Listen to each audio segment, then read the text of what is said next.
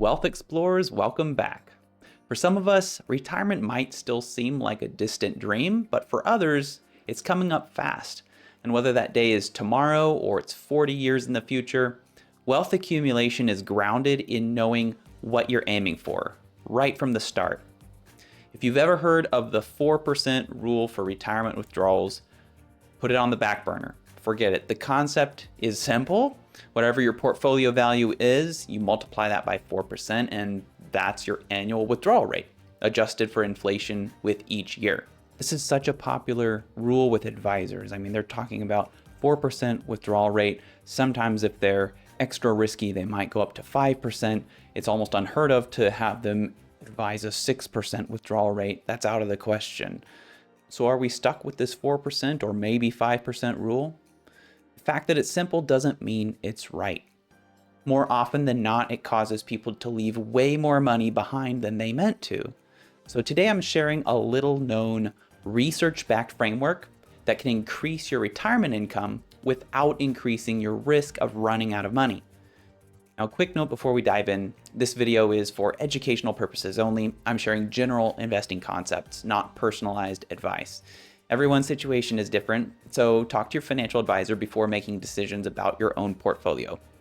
Every retiree wrestles with the same question eventually, namely, how much can I safely take from my retirement savings without the risk of running out? The problem is, none of us know two key things: how long we'll live and how markets will behave in the meantime. So most people rely on what's often considered the safe withdrawal rate, what we've talked about, that 4% rule of thumb, meaning you withdraw 4% of your portfolio each year and adjust for inflation. It's a decent starting point, but it often forces you to live below your means and leave behind a larger unspent amount for your beneficiaries than you intended. So what if there was a better way? What if a withdrawal strategy existed where you could dynamically adjust each year, grow your income potential, while also ensuring that your money lasts? That's where a fascinating framework comes in called the Annually Recalculated Virtual Annuity, or ARVA for short. Now don't worry, this isn't some complex Wall Street product. You can actually build it yourself. It's a very practical structure that uses just two ingredients. Number one, a TIPS ladder. TIPS stands for Treasury Inflation Protected Securities. These are government-issued bonds that adjust for inflation each year, protecting your purchasing power over time. And this gives you a guaranteed inflation-adjusted income floor for your essentials. Number two, a low-cost equity index fund, which acts as your long-term growth engine. So here's how it works.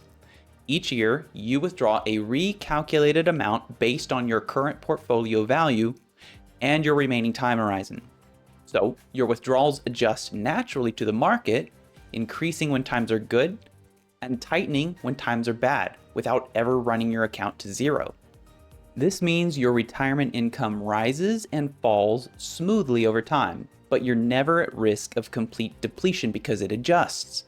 That's what makes this framework so powerful. The traditional 4% rule assumes you'll live 30 years and that your portfolio is maybe something like 60% stocks and 40% bonds, but it doesn't adapt, no matter how the market performs or how your goals change. Researchers found that using the ARVA approach increased average lifetime withdrawals, and it reduced the chance of underspending while virtually eliminating the risk of running out of money because it adjusts that withdrawal rate annually. So even compared to the popular Guyton-Klinger guardrail strategy, which uses a percentage-based withdrawal rule like the 4% rule and adjusts withdrawals up or down based on performance, ARVA produced smaller income drops during market downturns in a backtest and more consistent growth over time. Now that's a big deal. So how do you actually apply this to your own plan? We'll start by splitting your money into two parts. The first is your safety floor. Use TIPS, or inflation-protected government bonds, to lock in steady income for essential expenses, like housing, food, and insurance. You can buy individual TIPS with staggered maturities, which is called a ladder, each covering the expenses of each successive year. That is something like a TIPS with 1 year to maturity for next year's essentials, then a TIPS with 2 years till maturity for the following year, 3 years for the next, and so on, up to 30 years. Which is currently the longest available maturity for TIPS. This is the most effective way to implement the tips part of the strategy. Or a simpler, less involved way to do it, you could use an intermediate or long-term tips ETF for simplicity. This becomes essentially your baseline paycheck, covering the must-haves. Now, the ETF is not going to do exactly as good a job as the individual tips, but it gets close. Part 2 is your growth engine. You have to invest the rest in a low-cost stock index fund like a total market or S&P 500 fund to drive long-term growth. Then, once a year, recalculate your withdrawal amount based on your new portfolio value and estimated remaining years of retirement. That's the recalculated part of ARVA.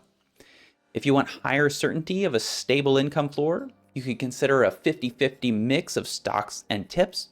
If you want higher long-term income and can stomach a little more variability, then you could lean toward a higher weighting of stocks, even up to 100% stocks depending on the circumstances.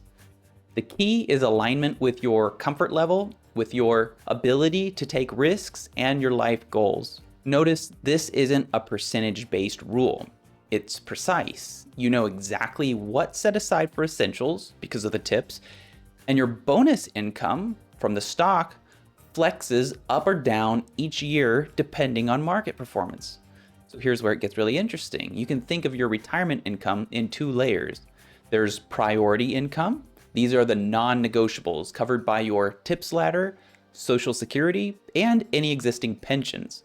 And then you have your bonus income. That's the flexible fun money covering things like vacations, upgrades, and experiences funded from your equity portfolio. In good years, your bonus grows. In down years, it shrinks a lot like it does when you're working. So you think of it as a bonus, but your essentials are always covered, and you never have to panic sell your future for the present. If you want to see exactly how to structure plans like this one, with fund examples, allocation breakdowns, and step-by-step instructions, consider joining the founding members waitlist for the Wealth Expedition community. Inside, you'll get practical, ready-to-use strategies for investing, budgeting, business building, and retirement planning, all within a fellowship of explorers moving toward the same goal, financial freedom. You'll find the link below. And if this video resonated with you and helped clarify how to make your money work smarter in retirement, then make sure to hit like, subscribe, and even tap the bell so you don't miss next week's episode. Together, we'll keep charting the path to lasting wealth. That's the treasure at the end of this map. Have a great week, everyone, and I'll see you in the next episode.